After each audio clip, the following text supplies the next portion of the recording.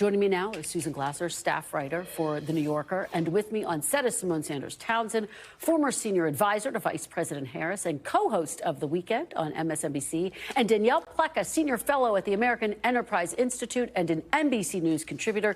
Thanks to all of you starting us off on this really significant day. Susan, let me go to you first. What do you think the message is from what happened today in the Oval Office, not just to Ukraine, but to the United States allies? Yeah, I mean, I think what you see is really the very visible and almost painful manifestation of what's been unfolding for the last few weeks, which is Donald Trump essentially unilaterally changing American foreign policy. He is changing sides effectively in the Russia-Ukraine war. And, you know, we saw that a few days ago on the third anniversary of Russia's invasion, full-scale invasion of Ukraine. He had the United States vote on the side of Russia, North Korea, and Belarus against Ukraine and against most of our Western European allies. And so today was a very personal, pointed version of that flip-flop in geopolitics. You're seeing this extraordinary parade of European leaders in the aftermath of this Oval Office confrontation go publicly supporting Ukraine, say, we stand with you. And I fear that we're seeing not just a rift between the United States and Ukraine in the form of Trump and Zelenskyy, but a much wider rift between the United States and Europe. And remember, Donald Trump has been a longtime skeptic of the value of alliances, in particular, the value of NATO. His Vice President, J.D. Vance, who seemed to provoke the confrontation today in the Oval Office, again, skeptical both of Ukraine and of the value of American partnerships in Europe. Danny, let me turn to you now here at the table. I want to talk about the point that Susan makes, which is there now a broader potential rift between the United States and its European allies?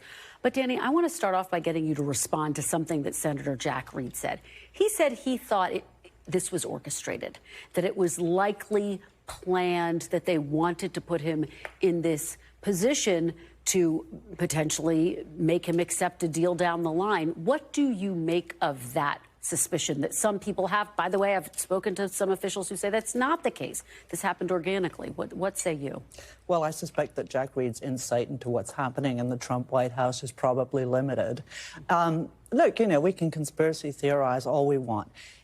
Knowing what I know, and I've been very involved, and I work with people who've been very involved in these discussions between the United States and Ukraine, what I will say is if I had to assign blame to somebody for orchestrating anything, it would be the vice president. I think this is consistent with his ideology, his more recent ideology.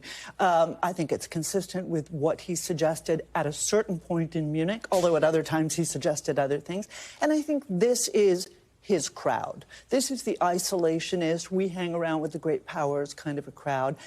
I don't think this is where the president was coming from, and nothing the president said up to that moment suggested that that was where he was coming from. Yeah, I think it's really important to note that it went off the rails once. This was going to be over once President Trump spoke. You could see Zelenskyy was kind of like, but he didn't say anything. And then Vice President Vance jumped in and said, I just want to make a finer point. I want to say something else. And it was at that point when the vice president went on what was a little bit of a very extensive tirade, if you will, that positioned some of what we have heard from Vladimir Putin, that President Zelenskyy said, can I ask you, JD? And that's when I was like, oh, no. And that was an opportunity for President Trump to say, no, you can't. We're going to continue this in private. But instead, the cameras kept rolling, and you had Zelenskyy in a position that I don't think he's ever been in before, sitting in the Oval Office, a place where he has been a number of times, and a place where he has, frankly, had very tough conversations, just not in front of the cameras. And so the message to our allies, frankly, is that if this president and this vice president don't like what you're saying, don't like what you're doing, they will not have a problem berating you and belittling you and potentially humiliating you in public. Danny? Well, so I think you drew a very good picture of how this came out. I've been watching the show. I think I have a contrarian viewpoint about this. You know, look, I would like Donald Trump to not only say the right thing and do the right thing. I would like everybody. I'd like all of our presidents. I would like Biden to do the right thing on Ukraine as well. But at the end of the day, watch Zelenskyy, okay? dude, you want something here, right? You want American support. You want American investment in your country. Do not do this. And lean forward and start telling the vice president in front of the camera how it is and how he ought to be. He did not handle this well, and I wish he had handled it differently. Susan, let me let you jump in here about Zelensky's role and to part of the argument Danny's making. Look, I spoke to a White House official yesterday who said President Trump is going to be more measured in his tone. Don't expect him to accuse Zelenskyy of being a dictator, for example, again. What about this point that Danny's making right now? Seems to me the White House official was giving you some very uncredible spin. I mean, I have to tell you that, it's true that J.D. Vance, I absolutely agree with Danny that, J.D. Vance has been, kind of the leading proponent of a view of a very anti-Ukraine, anti-U.S. involvement in the world view of foreign policy. But what happened in the Oval Office today was extremely consistent with Donald Trump's years-long parroting of Russian lies, disinformation, and talking points about the war in Ukraine. By the way, lies and disinformation that predate Vladimir Zelenskyy being the president of Ukraine and go all the way back to his first term in office when he hosted Petro Poroshenko in the White House. And in a private meeting, according to his then ambassador to Ukraine, according to Poroshenko as well, whom I interviewed recently about this meeting, Donald Trump was, again, parroting Russian lies about whether Crimea was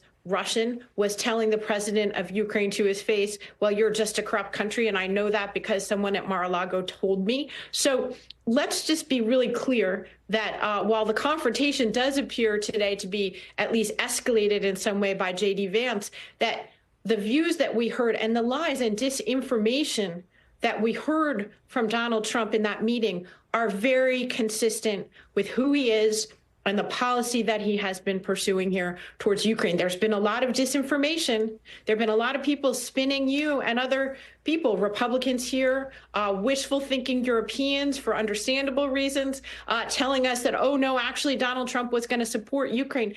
That's not happening.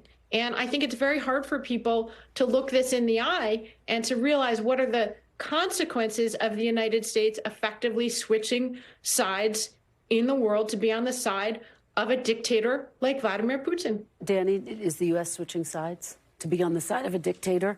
And John Bolton says, yes, he says Trump and Vance have declared themselves to be on Russia's side in the Russia-Ukraine war. This is a catastrophic mistake for America's national security. And let's be clear, Trump and Vance now personally own that policy. It is not the view of a majority of Americans of either or no political party.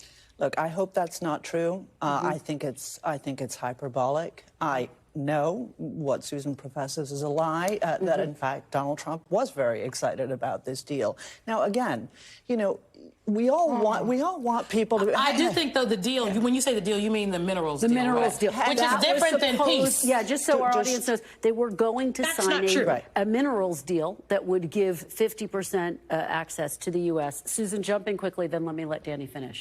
I would not like to be mischaracterized on the air. I didn't say that anything about Donald Trump said it was a lie about the minerals deal. What I said was that Donald Trump spewed forth a lot of lies and misinformation in this meeting. Yeah. Well, actually, what Susan said, I hope I'm not misquoting her, was that the White House was spinning you about how Donald Trump was going to handle this meeting. And I think, in fact, that was his full intention. Look, again, a lot of us who live in Washington, and especially those of us who are in the foreign policy community, we like those nice UN votes, okay? We like a nice UN vote. We like a nice ambassador. We like a president who kind of says the right thing, because we know that Putin is a rotten dictator who invaded another country, sides with Iran, North Korea, China, and is our enemy. Forget Ukraine, our enemy, right? So we know all those things. At the end of the day, we have the president we have.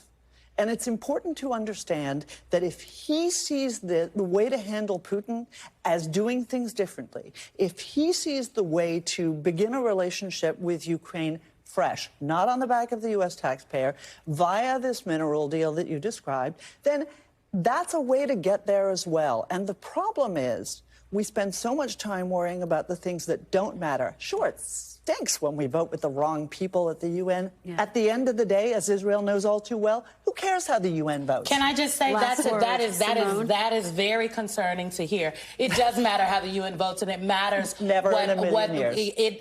As some of these work at the White House, I believe that it does matter. Let me just say this. The minerals deal would be the United States getting something from Ukraine.